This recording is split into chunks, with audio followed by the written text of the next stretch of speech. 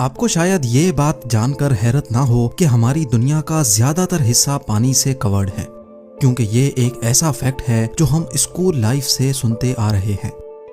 लेकिन आज हम दुनिया के 4 ओशंस नहीं बल्कि सिर्फ एक ओशन की बात करेंगे और उसकी मैसिवनेस देखकर आप यकीनन हैरान रह जाएंगे। जेम टीवी की वीडियोस में एक बार फिर से खुशामदीद। नाजरीन, वैसे तो तमाम कॉन्टिनेंट्स को चारों तरफ से घेर कर रखने वाला सिर्फ एक ही ओशन है, लेकिन हमने अपनी आसानी के लिए इनको अलग अलग नाम दे रखे हैं। ये ओशन 4 अलग अलग रीजन्स में डिवाइडेड है: अटलांटिक, इंडियन, आर्कटिक और पैसिफिक ओशन। हम बाकी 3 ओशंस को हटाकर सिर्फ इस ओशन की बात करने जा रहे हैं जिसको पैसिफिक ओशन कहा जाता है।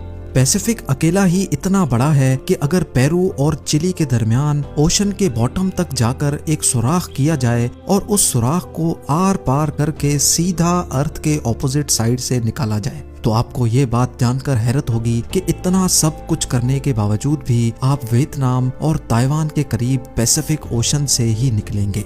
अर्थ के किसी भी एक स्पॉट के ठीक ऑपोजिट साइड वाले स्पॉट को एंटीपोड कहा जाता है। पैसिफिक ओशन इतना बड़ा है कि इसके खुद के कई एंटीपोड्स मौजूद हैं, लेकिन ये इसका पैमाना जानने की सिर्फ एक शुरुआत है। हमारी अर्थ का पूरा एक गोल चक्कर यानी अर्थ का सर्कमफ्रेंस 40,000 किलोमीटर्स बनता है। यानी अगर किसी एक पॉइंट से हवाई जहाज फ्लाई करे तो पूरे 40,000 किलोमीटर का डिस्टेंस कवर करने के बाद जहाज वापस उसी जगह पहुंच जाएगा जहां से उसने टेक ऑफ किया था। पैसिफिक ओशन में कई एरियाज ऐसे हैं जिनके दरमियान का टोटल डिस्टेंस पूरे अर्थ के सर्कमफ्रेंस का 50% है। जी हाँ, लगभग पूरे 20,000 किलोमीटर्स। ये हिस्सा इंडोनेशिया और कोलंबिया के दरमियान मौजूद है, जिसको पैसिफिक ओशन का सबसे लंबा हिस्सा माना जाता है और ये तकरीबन 20,000 किलोमीटर बनता है।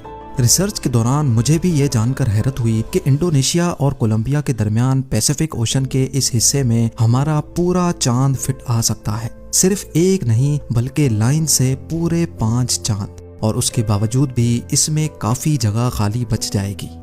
पैसिफिक ओशन की मैसिवनेस का अंदाजा आप इस बात से लगा लें कि हम इस पूरे ओशन को एक साथ देख भी नहीं सकते। किसी शिप में सवार होकर पैसिफिक ओशन के साइज का अंदाजा लगाना तो एक इम्पॉसिबल टास्क है, क्योंकि हमारी आंखें अर्थ के होराइजन को देख रही होती हैं और ये होराइजन कर्व हो जाता है। इसी वजह से हम ज्यादा दूर नहीं देख सकते। यही रीजन है कि समंदर में दूर दूर तक देखने पर समंदर और आसमान एक दूसरे से मिले हुए लगते हैं। 6 फुट लंबा इंसान समंदर में सिर्फ